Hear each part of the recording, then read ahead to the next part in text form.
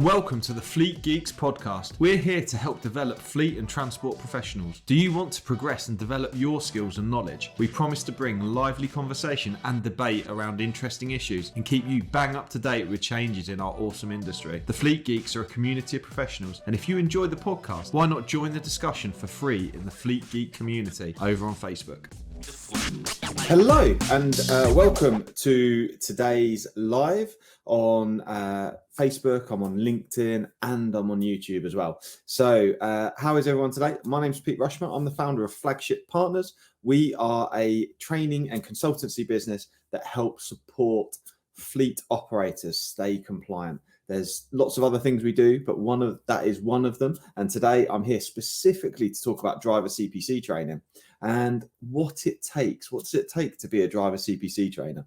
It's something that I've been doing for a number of years now. And I'm sure there's people who have been out there doing it for many, many, many, many years. And I'm sure they're very experienced too. So it'd be fantastic to hear from people in the comments if they've ever delivered CPC training. What's their experience? How do they find it? What's their background? How did they do that? And join the conversation today. But the key thing, hopefully you're here because you're interested. Maybe you want to deliver more training. Maybe you want to deliver driver CPC training. You want to know sort of what it takes, what it involves. And this video is going to be just for you, really. So I first started out delivering driver CPC back in 2018, not long after I'd founded the flagship business. And my first experience, I delivered training to three guys at upstairs in a pub in Yaxley, Carvery pub in Yaxley near Peterborough. Some of you may know it. But yeah, and it was only to three people, and it was tricky. I got audited. It was Jaupt at the time. Jaupt no longer exists, but I got audited by Jaupt, and I was very, very nervous. I was a bit anxious and didn't really know what to expect. So those that have done driver CPC training, it can be quite nerve-wracking, but it's really important that we help people prepare effectively to be able to deliver driver CPC. But there's three key things. If you were to speak to formerly Jaupt and now DVSA, if you were to speak to them, there's three key things that they look for a driver CPC trainer. And you can find some guidance online. If you were to look at the Jaupt website, there is a guidance document there around some of the things that they look for from a driver CPC trainer. And the first of the three things they look for is training skills. Okay, so first of all, are you qualified to train?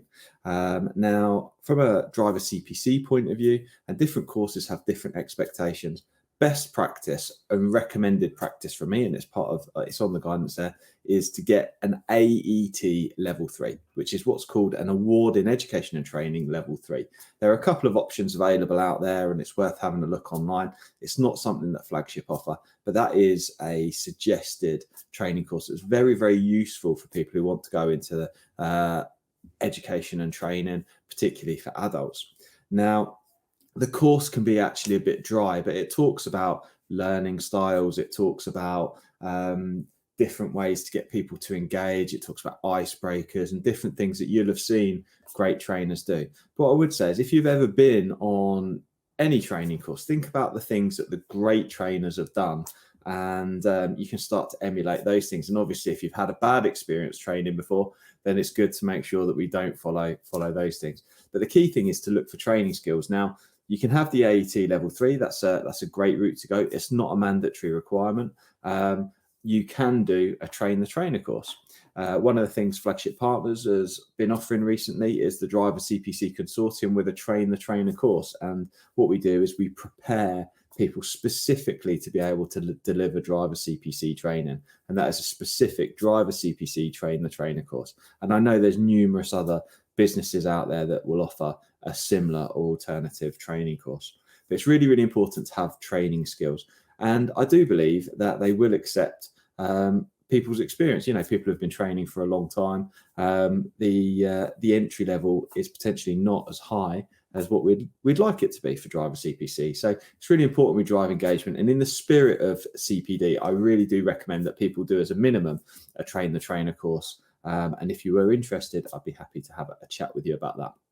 Now, training skills isn't just learned by sitting and listening. Training skills are learned by delivering. It's a little bit like learning to drive a car. You learn once you're in the saddle and you're cracking on and doing the role, because you'll learn as you go. You'll get asked questions. You'll maybe have a bad experience or some challenging feedback, and you have to adjust as you go. So one of the things that I think is really important for a good quality trainer is to have really high levels of emotional intelligence and to have a lot of empathy for their learners as well.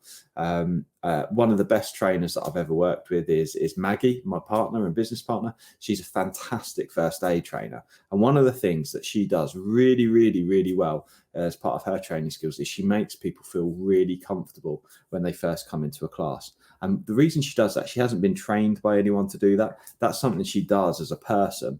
And the reason she does that as a person is because she knows that in the past she's been on training courses, and sometimes it can feel a bit awkward, it can feel uncomfortable. So she makes a real point of making sure that people feel really comfortable with their environment, they feel really comfortable with the people that are around, and to make sure that she drives engagement through the training session. She's really great at doing that. So training skills are really, really important, as well as being able to make people feel comfortable. Training skills is about being able to explain things coherently, effectively, and articulate things in a meaningful way. And people learn in lots of different ways. So, for example, some people will learn by doing things, some people will learn by watching, some people will learn by listening. And it's important when you deliver training that you are able to accommodate all of those different learning styles for people. And it's something that we look for our consortium members, to make sure that they can demonstrate those skills, as well as being able to answer questions effectively. And that is the core sort of training skills, is being able to really engage people and get them interested. So absolutely vital skills for training. That's numero uno. So potentially, based on that, if you can talk to a room full of people and you can not waffle on, and I'm sure there's people listening going, well, I've been on Driver CPC Trainer, and I have too, where people have just waffled on. But the more engaging you can make it, asking great questions of the audience, it's a really great training skill. Being able to ask great questions, being able to structure a training session well, and being able to create activities, make training interactive. Hello, it's Shani from Flagship Partners. We are really proud to sponsor the Fleet Geeks podcast. If you need expert advice or training for your fleet business, make Flagship Partners your first choice. We are really excited to announce the launch of our Transport Manager Academy. With expert development for fleet leaders, we offer fully accredited initial Transport Manager CPC training, CPC refresher, and operator license awareness training, as well as mentoring, support, and professional development beyond the qualification.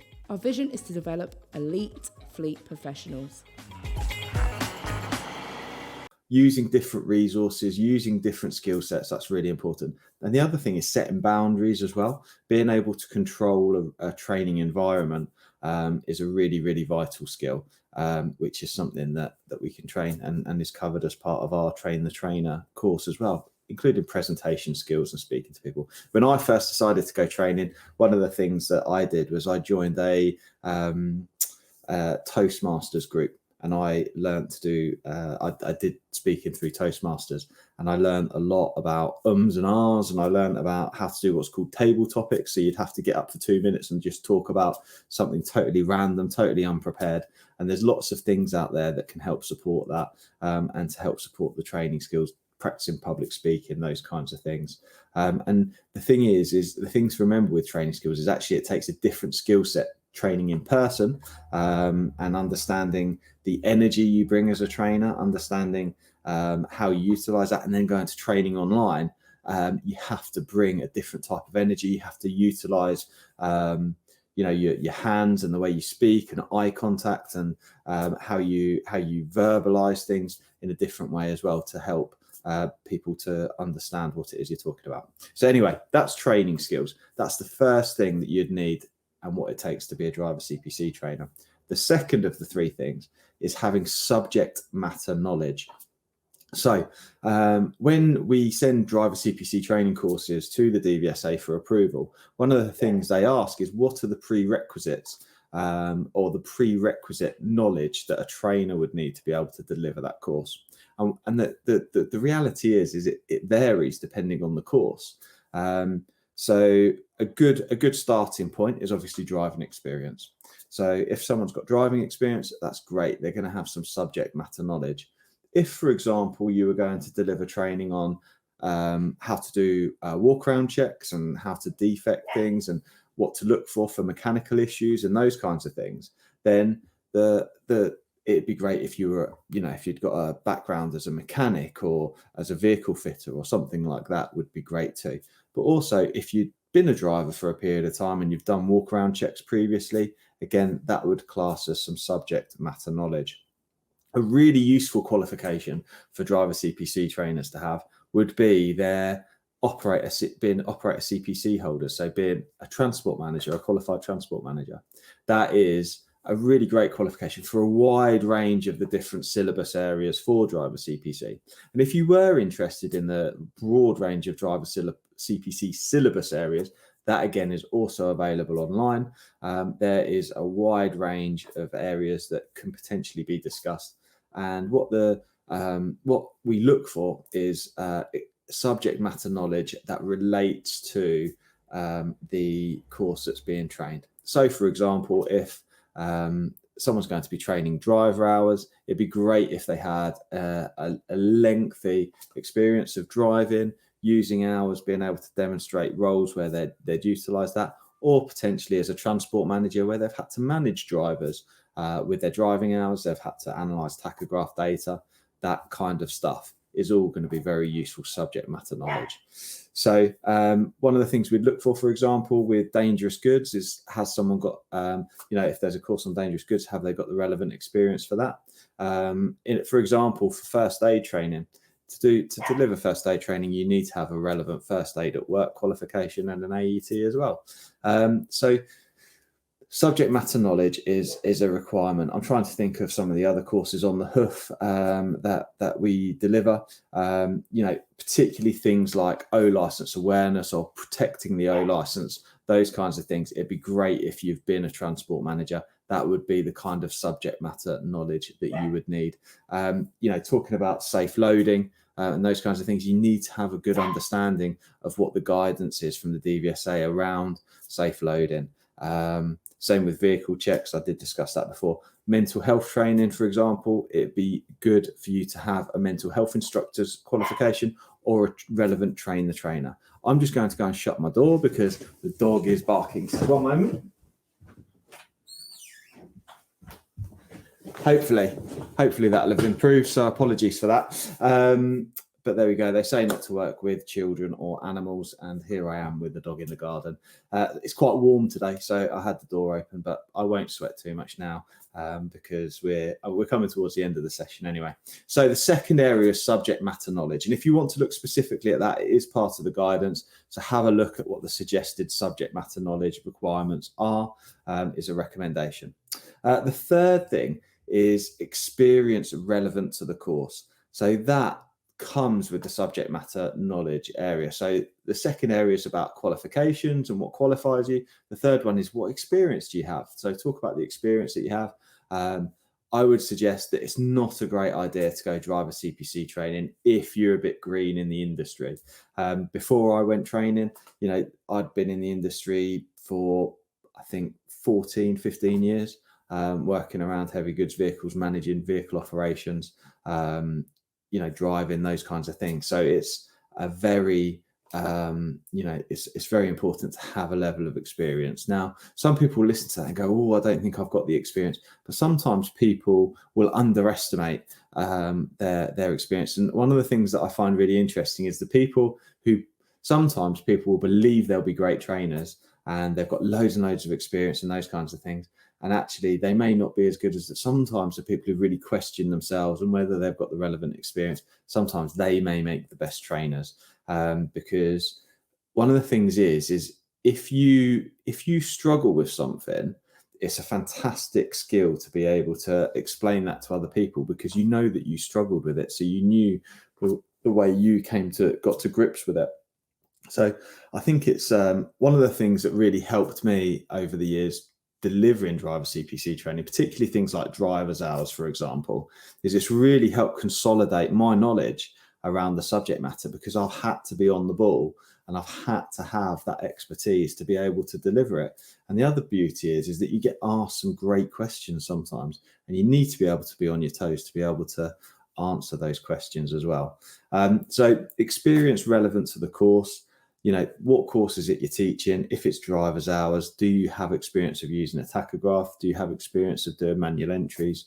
Do you have experience of running a transport operation and planning, for example, and dealing with drivers following infringements and analysing tachographs would be the great experience for that. Have you got experience of doing walk-around checks, managing a defect management process?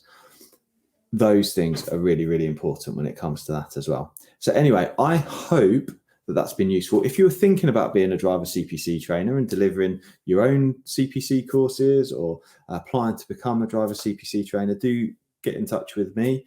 I'd be more than happy to have a conversation with you around your experience and your skill sets and what you're looking to do. If you're interested in delivering your own driver CPC training as a business, or if you're an operator looking to deliver driver CPC training, again, please do give me a shout. We've got options available to either deliver CPC training for you or for you to join Flagship Partners as a consortium member as well, which may be a great opportunity for you too. So thank you very much for listening. I hope it's been useful. If you're interested at all, please do get in touch. Thank you. Bye-bye. I hope you enjoyed today's episode. If you did, please share with your friends and colleagues too. Join us for free on Facebook with the Fleet Geeks community for transport and fleet managers. Fleet Geeks offers ongoing professional development, networking and mentoring too. So get in touch with me, Pete Rushmer, on any social media platform to find out more.